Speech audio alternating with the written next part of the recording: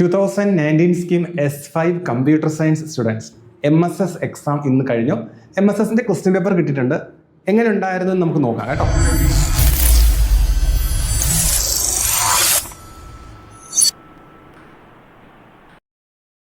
Management of software system. Software engineering എന്ന area ആണ് ഈ സബ്ജക്റ്റിൽ നമ്മൾ ഫോക്കസ് ചെയ്യുന്നത്. Part A, first question, outline the advantages of the incremental development model over the waterfall model. Waterfall മോഡലും incremental മോഡലും തമ്മിലൊരു comparison ആണ്. അതിന്റെ ഒരു ഔട്ട്ലൈൻ ആണ് കൊടുക്കുന്നത്. അത് 3 മാർക്സിന് 3 പോയിന്റ്സ് എഴുതിയാൽ മതി. ക്ലാസിക്കൽ വാട്ടർഫാൾ മോഡൽ അവർ ഉദ്ദേശിക്കുന്നത് ഒരു ഫേസിലേക്ക്, അതായത് സെക്കൻഡ് ഫേസിലേക്ക് പോയി കഴിഞ്ഞാൽ പ്രീവിയസ് ഫേസിലേക്ക് തിരിച്ചു വരാൻ സാധിക്കും. അതുകൊണ്ട് തന്നെ അതൊരു ഇഷ്യൂ ആണ്. രണ്ടാമത്തെ ഇഷ്യൂ, അത് പ്രാക്ടിക്കലി നമുക്കത് അപ്ലൈ ചെയ്യുന്ന ലിമിറ്റേഷൻസ് ഉണ്ട്. വാട്ടർഫാൾ മോഡലിൽ മറ്റൊരു ഇഷ്യൂ എന്ന് പറയുന്നത് ഓരോ ഫേസും കംപ്ലീറ്റ് ആയിട്ട് മാത്രമേ അടുത്ത ഫേസിലേക്ക് പോകാനായിട്ട് സാധിക്കൂ. യൂഷ്വലി IT കമ്പനീസിൽ നമ്മൾ പ്രൊജക്ട് ചെയ്യുന്ന സമയത്ത്, ഇപ്പോൾ ഞങ്ങളുടെ കമ്പനിയിലാണെങ്കിലും അല്ലെങ്കിൽ മറ്റേത് കമ്പനിയിലാണെങ്കിലും കൂടുതലായിട്ട് ഞങ്ങൾ പ്രിഫർ ചെയ്യുന്നത് ഇൻക്രിമെന്റൽ മോഡലായിരിക്കും. ഇൻക്രിമെന്റൽ മോഡലും പ്രോട്ടോടൈപ്പും അല്ലെങ്കിൽ ഇതിന്റെ കോമ്പിനേഷൻസിലാണ് യൂഷ്വലി പ്രൊജക്ട്സ് ചെയ്യുന്നത്. ഇൻക്രിമെന്റൽ മോഡലിന്റെ ഏറ്റവും വലിയൊരു അഡ്വാൻറ്റേജ് നമുക്കറിയാം, ഒരു ഫേസ് നമ്മൾ റിലീസ് ചെയ്യുന്നു, അതിനുശേഷം അതിന് ഇൻക്രിമെന്റ് ചെയ്ത് പോകുന്നു, അങ്ങനെ പുതിയ പുതിയ ഫീച്ചേഴ്സ് ആഡ് ചെയ്ത് പോവുകയാണ്. സോ ക്ലയന്റിന് ഇത് എക്സ്പീരിയൻസ് ചെയ്യാൻ സാധിക്കും, കുറച്ച് അത് റിലീസ് ചെയ്ത് പോകാൻ സാധിക്കും. ക്ലയന്റിന്റെ ഫീഡ്ബാക്ക് അനുസരിച്ച് വീണ്ടും നമുക്ക് അതിലേക്ക് പുതിയ ഫീച്ചേഴ്സ് ആഡ് ചെയ്യാൻ സാധിക്കും.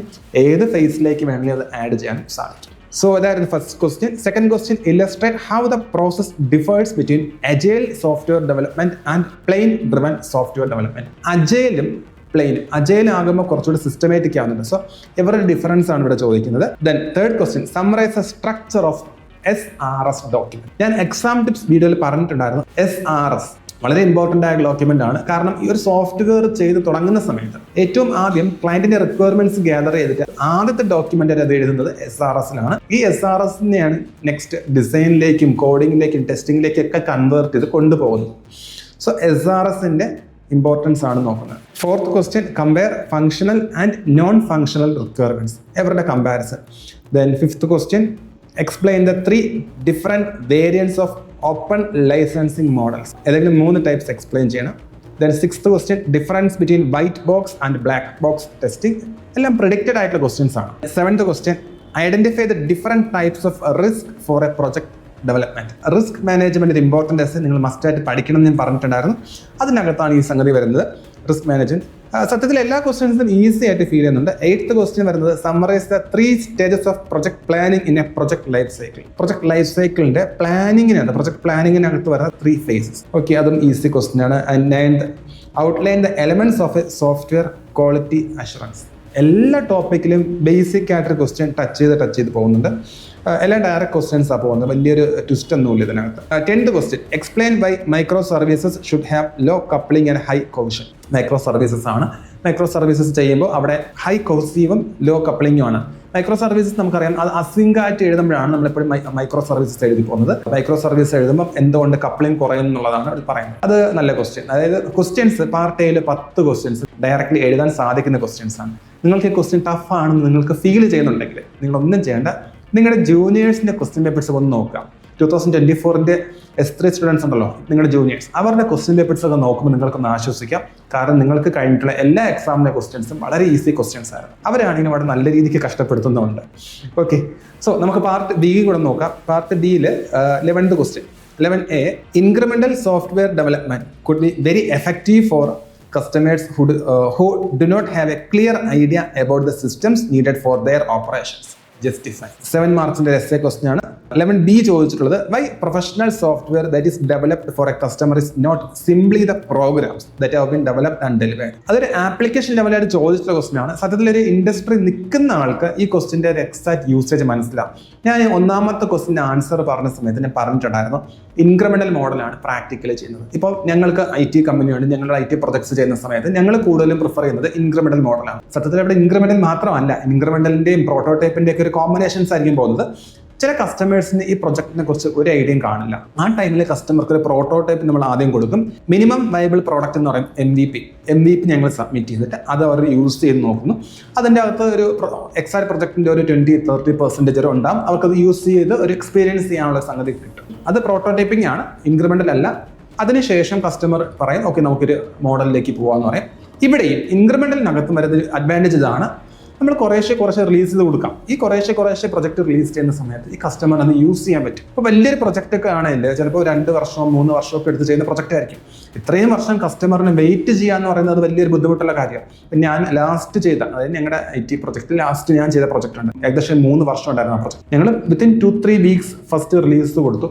കസ്റ്റമർ അത് യൂസ് ചെയ്തിട്ട് അതിന്റെ ഫീഡ്ബാക്ക് ഞങ്ങൾ അറിയിച്ചു. അതും കൂടെ ചേർത്തിട്ടായിരുന്നു അടുത്ത റിലീസിലേക്ക് കൊടുക്കുന്നത്. മെജോറിറ്റി കമ്പനീസും ഇങ്ങനെ തന്നെയാണ് ചെയ്തത്. ഇൻക്രിമെന്റൽ മോഡലാണ് ചൂസ് ചെയ്തത്. അത് കസ്റ്റമറിന് അതിനെക്കുറിച്ചൊരു ഐഡിയ ഇല്ലെങ്കിൽ, അല്ലെങ്കിൽ കസ്റ്റമർക്ക് ഐഡിയ ഉണ്ടാകാം, പക്ഷേ കസ്റ്റമർക്ക് അത് യൂസ് ചെയ്ത് അതിന്റെ ഫീഡ്ബാക്ക് കൂടെ എടുത്താൽ മാത്രമേ നെക്സ്റ്റ് വെർഷൻ ബെസ്റ്റ് ആയിട്ട് ചെയ്യാൻ സാധിക്കും. സോ ഇങ്ങനെയാണ് എപ്പോഴും ഇൻക്രിമെന്റൽ മോഡൽ വർക്ക് ചെയ്യുന്നത്.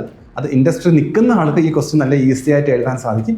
നിങ്ങൾക്ക് എങ്ങനെ ഉണ്ടായിരുന്നു നിങ്ങൾക്ക് കമന്റ് ചെയ്യാം കേട്ടോ. Then second question 11B, by professional software that is developed for a customer is not simply the programs.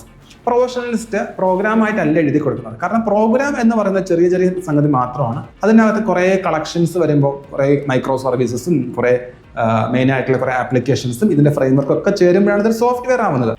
അതെന്തുകൊണ്ടാണ് ഒരു സോഫ്റ്റ്വെയർ ആയിട്ട് എഴുതുന്നത്, അത് ഡെലിവർ ചെയ്യുന്നത്? ഫസ്റ്റ് തിങ്, പ്രോഗ്രാം എന്ന് പറയുന്ന ഒരു ചെറിയൊരു കാര്യമാണ്. സോഫ്റ്റ്വെയർ അങ്ങനെ ആയിരിക്കില്ല, കുറേ ടാസ്ക് ഉണ്ടാവും അതിനകത്ത്. അതിന് ഒരാളായിരിക്കില്ല വർക്ക് ചെയ്യുന്നത്, ടീമായിരിക്കും. മിനിമം 6 മെമ്പേഴ്സെങ്കിലും ഉണ്ടെങ്കിൽ ആ ടീം സ്ട്രക്ചേർഡ് ആയിട്ട് നമുക്ക് കൊണ്ടുപോകാൻ സാധിക്കും. ഇനി SDLC, software development life cycle, അതാണ് നിങ്ങൾ ഇവിടെ എഴുതേണ്ടത്. ഞാൻ ഈ പറഞ്ഞതൊക്കെ ഇൻഡസ്ട്രി കാര്യമാണ്, പക്ഷെ നിങ്ങൾ എഴുതുമ്പോൾ നിങ്ങൾക്ക് എന്താ SDLCയെ കുറിച്ച് എഴുതാം. അതിനകത്ത് ഡിഫറെന്റ് ഫേസസ് ഉണ്ട്. ഈ ഫേസസിലൂടെ പോയി കഴിഞ്ഞാൽ ഒരു സോഫ്റ്റ്വെയർ നമുക്ക് സിസ്റ്റമാറ്റിക് ആയിട്ട് യൂസറിന്റെ കയ്യിലേക്ക് എത്തിക്കാൻ സാധിക്കും. സോഫ്റ്റ്വെയർ ഉണ്ടാക്കുമ്പോൾ ഒത്തിരി കോസ്റ്റ് ആവുമല്ലേ. സോ അതിന് സിസ്റ്റമാറ്റിക് ആയിട്ട് കൊടുക്കുക, അതിനൊരു ടെസ്റ്റിംഗ് ഒക്കെ ചെയ്യണമെങ്കിൽ അതിന് കുറേ ഫേസസിലൂടെ കടത്തി വിടുക. സോ SDLCയും അതിന്റെ ഇമ്പോർട്ടൻസ് വെച്ചിട്ടാണ് ഇതിന്റെ ആൻസർ നമ്മൾ എഴുതേണ്ടത്. Okay. And 12th question, you are given A project which involves many risk that are difficult anticipate at the start of the project. Which life cycle model is best suited for the project? Justify your answer. Explain the model in detail. നിങ്ങളുടെ ഫ്രണ്ടിൽ കുറേ risk ഉണ്ട്. ചിലപ്പോൾ നിങ്ങൾക്ക് കസ്റ്റമറിന്റെ കയ്യിൽ നിന്ന് exactly requirements കിട്ടി കാണില്ല. ചിലപ്പോൾ കസ്റ്റമറിന്റെ കയ്യിൽ റിക്വയർമെന്റ്സ് ഉണ്ടാവും, ചില ടൂൾസിന്റെ യൂസേജ് നിങ്ങളിത് യൂസ് ചെയ്തിട്ടുണ്ടാവത്തില്ല. അല്ലെങ്കിൽ ചിലപ്പോൾ അത് ലോങ് ഡ്യൂറേഷനുള്ള പ്രൊജക്റ്റ് ആയിരിക്കാം. ചിലപ്പോൾ ലീഗലി എന്തെങ്കിലും ഇഷ്യൂസ് ഉണ്ടാവുന്നതായിരിക്കും. പല തരത്തിലുള്ള റിസ്ക് ഉണ്ട്. ഓക്കെ, ഇതിൽ ഏത് റിസ്ക് ആണെന്ന് പറയാൻ പറ്റില്ല. ഈ സിറ്റുവേഷനിൽ നിങ്ങൾ ഏത് മോഡൽ പ്രിഫർ ചെയ്യും, ഏത് ലൈഫ് സൈക്കിൾ മോഡൽ പ്രിഫർ ചെയ്യും? അതിന്റെ കൂടെ വന്നേക്കുന്ന question 12B, explain agile ceremonies and agile manifesto. അത് എല്ലാവർക്കും അറിയണമെന്നില്ല, അറിയാമെങ്കിൽ 12th ക്വസ്റ്റ്യൻ ഓക്കെയാണ്. രണ്ടും ഒരേ ലെവലാണ്. ഇപ്പം 11th ക്വസ്റ്റ്യൻ എഴുതണോ 12th ക്വസ്റ്റ്യൻ എഴുതണോ ചോദിച്ചാൽ മോഡൽസ് കറക്റ്റായിട്ട് നിങ്ങൾക്ക് അറിയാമെങ്കിൽ, അജൈൽ മെത്തഡോളജി ഡീറ്റെയിൽസ് അറിയാമെങ്കിൽ 12th എഴുതാം. അജൈൽ ചിലർക്ക് ഇതൊക്കെ പഠിക്കണമെന്നില്ല, സെറമണീസ് മാനിഫെസ്റ്റോ ഒക്കെ ചിലർ പഠിക്കണമെന്നില്ല, മിക്കവാറും അത് സ്കിപ്പ് ചെയ്യാൻ ചാൻസ് ഉണ്ട്. അങ്ങനെയാണെങ്കിൽ 11th ആയിരിക്കും ഇവിടെ എഴുതാനായിട്ട് സാധിക്കുന്നത്. Okay. Then module 2, explain personas, scenarios, user stories, feature identification. Okay, 4 topics ആണ് എക്സ്പ്ലെയിൻ ചെയ്യാൻ പറയുന്നത്. 4 ടോപ്പിക്സും കൂടെ 7 മാർക്ക് വരുന്നുണ്ട്. And 13B, determine the main methods for developing a use case and draw a use case. ഒരു സിസ്റ്റം നമ്മൾ work ചെയ്യുന്നതിന് മുന്നേ നമ്മൾ അതിന്റെ യൂസ് കേസസ് എന്തൊക്കെയാണ് ഐഡന്റിഫൈ ചെയ്യും, അത് എങ്ങനെ ഡ്രോ ചെയ്യാം, അതിന്റെ റിക്വയർമെന്റ്സ്. ക്വസ്റ്റ്യൻ കംപ്ലീറ്റ് ആയിട്ടില്ല. For a student management system, ഒരു സ്റ്റുഡന്റ് മാനേജ്മെന്റ് സിസ്റ്റത്തിന്റെ യൂസ് കേസ് ഡെവലപ്പ് ചെയ്യുക, അതിന് ഡ്രോ ചെയ്യുക. യൂസ് കേസ് ഡയഗ്രാം ആണ് വരയ്ക്കേണ്ടത്. ഞാൻ എക്സാം ടിപ്സ് വീഡിയോസിൽ പറഞ്ഞിട്ടുണ്ടായിരുന്നു. യൂസ് കേസ് ഡയഗ്രാം ഗൂഗിളിൽ ജസ്റ്റ് ഒന്ന് സെർച്ച് ചെയ്താൽ നമുക്ക് ആ ഒരു ഡയഗ്രാം വരയ്ക്കാനായിട്ട് സാധിക്കും. ആക്ടേഴ്സും ആ സിസ്റ്റം ബൗണ്ടറി ഒക്കെ കൊടുക്കുക, യൂസ് കേസസ് കറക്റ്റായിട്ട് ഡിഫൈൻ ചെയ്യും. അത് ഈസി ക്വസ്റ്റ്യൻ ആണ്, 7 മാർക്സ്. അത് ചോദിച്ചിട്ടുള്ള ക്വസ്റ്റ്യൻ സ്റ്റുഡന്റ് മാനേജ്മെന്റ് സിസ്റ്റം ആണ്. നിങ്ങൾക്ക് തന്നെ വരയ്ക്കാൻ സാധിക്കുന്ന ക്വസ്റ്റ്യൻ ആണ്. ചില ക്വസ്റ്റ്യൻ പേപ്പറിലെ ക്വസ്റ്റ്യൻസ് ഒക്കെ മുൻ വർഷങ്ങളിലൊക്കെ പലപ്പോഴും കണ്ടിട്ടുള്ളത് ബാങ്ക് റിലേറ്റഡ് ക്വസ്റ്റ്യൻസും അല്ലെങ്കിൽ വേറെ ഏതെങ്കിലും ഒരു ഏരിയയിൽ ചോദിക്കും. ഇപ്പൊ നിങ്ങൾക്ക് ചെയ്യാൻ പറ്റുന്ന കാര്യമാണ് student management system. 14th question, what are functional and non functional requirements? Imagine that you are developing A library management software for your college. List 8 functional requirements and 4 non functional requirements. Library management system ചെയ്യാനുള്ളൊരു task നിങ്ങൾക്ക് കോളേജിൽ നിന്ന് നിങ്ങളൊരു software engineer ആയിട്ട് work ചെയ്യുമ്പോൾ ആ ഒരു software നിങ്ങൾ ഡെവലപ്പ് ചെയ്യാൻ പോകാം. അവിടെ ഏതൊക്കെ റിക്വയർമെന്റ്സ് ഫങ്ഷണൽ വരും, ഏതൊക്കെ നോൺ ഫങ്ഷണൽ റിക്വയർമെന്റ്സ് വരും.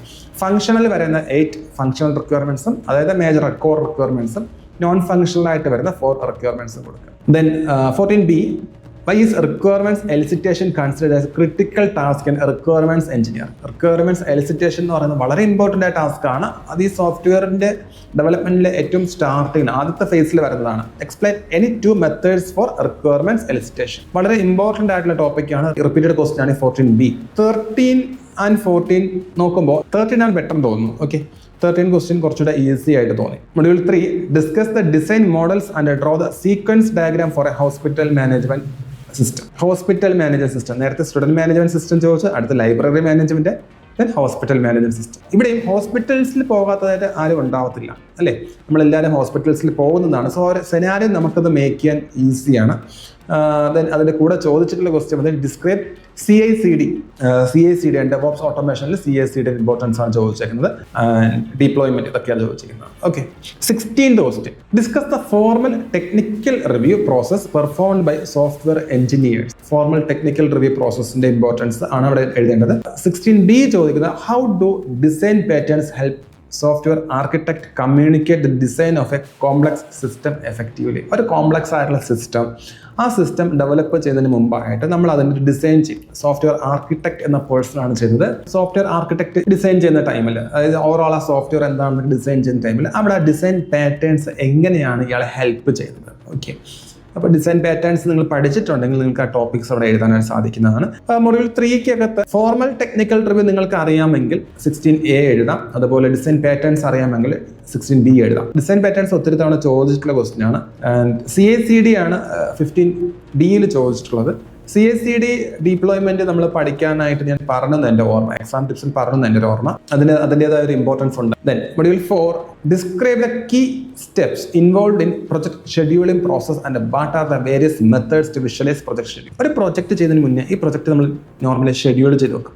എത്ര ദിവസങ്ങൾ എന്തൊക്കെ ടാസ്ക് ചെയ്യണമെന്ന് ഷെഡ്യൂൾ ചെയ്ത് വെക്കും. അതിൻ്റെ കീ സ്റ്റെപ്സും അതിൻ്റെ വേരിയസ് മെത്തേഡ്സുമാണ് അത് വിഷ്വലൈസ് ചെയ്യാനാണ് പറയുന്നത്. അതാണ് 17A. 17B ചോദിച്ചിട്ടുള്ളത് discuss the parameters that would be considered when calculating the cost of a software development project. Cost എസ്റ്റിമേഷൻക്കാണ് നമുക്ക് ഇക്വേഷൻസ് ഉണ്ട്, ആ ഇക്വേഷൻസ് ആണ് ഇവിടെ എഴുതേണ്ടത്. ഏത് ഇക്വേഷൻ ആണോ ഏത് മോഡലാണെന്നുള്ളത് നിങ്ങൾക്ക് കമന്റ് ചെയ്യാം. 18A വരുന്നത് describe algorithmic cost modelling and what challenges do it face compare to other cost estimation methods. Cost estimation method ആണ് ഇവിടെ ചോദിക്കുന്നത്. 18B ചോദിച്ചിട്ടുള്ളത് സോഫ്റ്റ്വെയർ റിസ്ക് മാനേജ്മെന്റ് ആണ്. 18th ക്വസ്റ്റ്യൻ കുറച്ചുകൂടെ ബെറ്റർ ആയിട്ട് തോന്നുന്നുണ്ട്. മൊഡ്യൂൾ 5 എത്തുമ്പോൾ CMMI മോഡൽ, അതിൻ്റെ ഡിഫറെൻറ്റ് ലെവൽസ്. 19A ആണ് CMMI.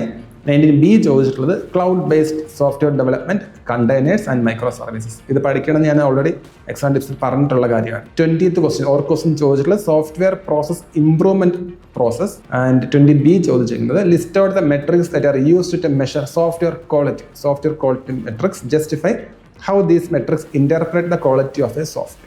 ഈ മെട്രിക്സ് യൂസ് ചെയ്ത് സോഫ്റ്റ്വെയർ ക്വാളിറ്റി നമുക്ക് എത്രത്തോളം നമുക്കതിൽ അനലൈസ് ചെയ്യാന്നുള്ളതാണ്. ഓക്കെ, ഓവറാൾ ക്വസ്റ്റ്യൻ പേപ്പർ നോക്കുമ്പോൾ ഒരു ആവറേജ് ലെവൽ ക്വസ്റ്റ്യൻ, അതായത് ടെസ്റ്റിംഗ് ചോദിച്ചിട്ടില്ല. ടെസ്റ്റിംഗ് ചോദിക്കാത്തതിൻ്റെ ഒരു വിഷമം എനിക്ക് തോന്നി. ടെസ്റ്റിംഗ് സാധാരണ ചോദിക്കുന്നതാണ് എസ്സേക്കകത്ത്, ബ്ലാക്ക് ബോക്സ്, വൈറ്റ് ബോക്സ് അല്ലെങ്കിൽ ഡിഫറെൻറ്റ് ലെവൽസ് ഓഫ് ടെസ്റ്റിംഗ് ഒക്കെ ചോദിക്കുന്നതാണ്. ആ ക്വസ്റ്റ്യൻ ചോദിച്ചിട്ടില്ല. സ്ഥിരം കാണുന്ന ക്വസ്റ്റ്യനിൽ ടെസ്റ്റിംഗ് വന്നിട്ടില്ല. ദെൻ ഡിസൈനിൽ കാര്യമായിട്ട് ക്വസ്റ്റ്യൻസ് കണ്ടിട്ടില്ല. റിസ്ക് മാനേജ്മെന്റ് സ്ഥിരം കാണുന്ന ക്വസ്റ്റ്യൻ ആണ്. Then models, use case diagram സ്ഥിരം കാണുന്ന ക്വസ്റ്റ്യൻസ് ആണ്. അങ്ങനെ റിപ്പീറ്റഡ് ആയിട്ട് വരുന്ന ക്വസ്റ്റ്യൻസ് തന്നെയാണ് കൂടുതൽ ഇവിടെ വന്നിട്ടുള്ളത്. ആൻഡ് ചോദിച്ചിട്ടുള്ള ക്വസ്റ്റ്യൻസ് ഒരു ആവറേജ് ലെവൽ ക്വസ്റ്റ്യൻസ് ആണ്. അതായത് നിങ്ങൾക്ക് എഴുതാൻ സാധിക്കുന്ന ലെവൽ ക്വസ്റ്റ്യൻസ് ആണ് വന്നിരിക്കുന്നത്. നമുക്ക് ഒത്തിരി ടഫ് ആയിട്ടുള്ള അല്ലെങ്കിൽ ഒത്തിരി ട്വിസ്റ്റിംഗ് ആയിട്ടുള്ള ക്വസ്റ്റ്യൻസ് വന്നിട്ടില്ല. ഇതിനകത്ത് എസ്സേയിൽ ഡയഗ്രാംസ് വന്നിട്ടുള്ള ചിലപ്പോൾ നിങ്ങൾക്ക് ടൈം എടുക്കാൻ ചാൻസ് ഉണ്ട്. അതുപോലെ ഫസ്റ്റ് ക്വസ്റ്റ്യൻ, പാർട്ട് ബിയിലെ ഫസ്റ്റ് ക്വസ്റ്റ്യൻ, അവിടെയും ഒരു സിറ്റുവേഷൻ തന്നിട്ട് എഴുതാൻ പറഞ്ഞത്, ഏത് മോഡൽ ചൂസ് ചെയ്യുന്നുണ്ട്. പക്ഷെ അത് ഡയറക്റ്റ് ആണ്, ആ മോഡലിലേക്ക് ഫോക്കസ് ചെയ്ത് പോയാൽ മതി. എക്സാം എനിക്കൊരു ആവറേജ് എക്സാം ആയിട്ട് തോന്നി. നിങ്ങൾക്കത് എങ്ങനെ ഉണ്ടായിരുന്നു എന്നൊക്കെ കമൻറ്റ് ചെയ്യും. ഓക്കെ, മറ്റൊരു വീഡിയോയിൽ നമുക്ക് വീണ്ടും കണ്ടുമുട്ടാം.